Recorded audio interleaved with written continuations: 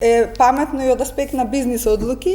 и од фактот што, например, во Македонија голем дел од жените се невработени и неактивни, тоа и според последните истражувања на Државниот завод за статистика. Од друга страна, кубуриме, односно не можеме да најдеме кадар, ностоп викаме дека сме во недостаток и некако е буквално логично пополнување на